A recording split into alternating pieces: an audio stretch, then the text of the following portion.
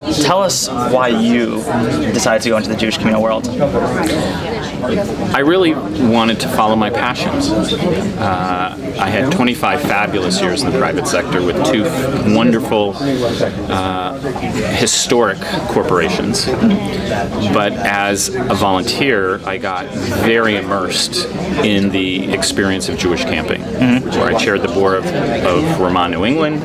I was on the Vermont National Board, and I really witnessed and observed how camp transforms children and transforms Jewish souls. And this entrepreneurial opportunity came up to move from the private sector to the public sector at the Foundation for Jewish Camp, which had incredible volunteer leadership of Rob and Elisa Bildner, who seeded the foundation, and one of their executive board members, Skip Thickness. And it was something that just matched my passion and what I believe in. And you know, going to the Jewish world, it's not for everyone, but there's, you know, you look around that room today and you can see the energy.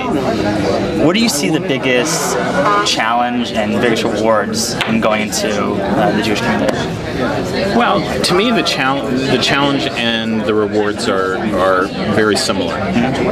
In that, number one, we get to wake up every morning and think about the concept of how do we really raise the work, the challenge, the opportunities that we are evolving in Jewish life. I mean, we get to wake up thinking about the Jewish people every single day, even on Shabbat we think about it. And you know, that's a unbelievable opportunity, and at the same time it's a challenge because we're a diverse Jewish people, and at the same time we have the opportunity from a sense of delivering results on a comparative basis from the private to the public sector.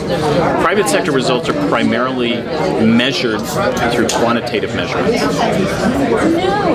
Here we're dealing with a people. We can't fail. We can't fail. And so the emotion and the passion about what's at stake is a huge opportunity, but it's an incredible challenge that we face together. And you know, the JCSA, having a community that you can rely on each other is essential. At least, you know, I've been working in the Jewish community for a number of years, but like knowing that you have somebody to talk with about difficult situations and knowing that you're not alone is important. What do you see, like, young individuals looking to climb that ladder? What do you think? What is some advice for them? So I would say two things. I would say, number one, you're right around the JCSA. JCSA builds cohorts and it builds networks of colleagues. It helps foster relationships and it helps foster learning. And it's so critical. And to our younger professionals, I say dream. I say take risks. Speak out. Go for it. Do your homework. Be prepared. But dream. You know, we have to dream. We are dreamers as the Jewish people. That goes back to Jacob and his wrestling with the angel. It goes back to Yosef interpreting dreams. We're dreamers. We've got to continue dreaming, and we have to dream big. Well, thank you so much. So I got involved in the Jewish community because my parents worked in the Jewish community. My father and mother were Holocaust survivors' rights activists, and my father was a Jewish war veteran and the director of his local Jewish War Veterans Post. And as typesetters, graphic designers, public relations people, my parents have been working for a variety of Jewish organizations since I was a little kid, and I grew up in the family business doing graphic design and PR, and when the web happened, I started doing web design for Jewish nonprofits ever since I was a little kid. So I was, born into it. The reason I chose to stay with it and not necessarily take a career outside the organized Jewish community is because who I am as a person is a Jew who cares about Jews and who cares about the future of the Jewish people, and who cares about making the Jewish community and its institutions consistent with my values as a Jewish person and consistent with the values that I was ingrained with as a young Jew. And so I believe that there's a value in working in this community in order to strengthen it and make it more just and more charitable and more compassionate than it already is, which is significantly a lot, but it can always increase in exponentially in its charitability and tzedek and so on. The question is why I work in the Jewish community, and there are two answers.